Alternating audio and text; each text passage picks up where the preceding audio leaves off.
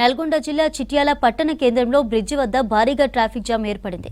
అక్కడ వర్షపు నీరు నిలిచిపోవడంతో బ్రిడ్జి కింది నుంచి బయటకు వచ్చే క్రమంలో ఓ కారు నీటిలో ఇరుక్కుపోయి ఆగిపోయింది. అప్పుడే అటుగా వెళ్తున్న ఆటో కూడా నీటిలో ఇరుక్కుపోవడంతో అక్కడే విధులు నిర్వహిస్తున్న మునుగోడు ఎస్ఐ రవి సిబ్బంది వరద నీటిలోకి దిగి ఆటోను బయటకు తీసి తోశారు.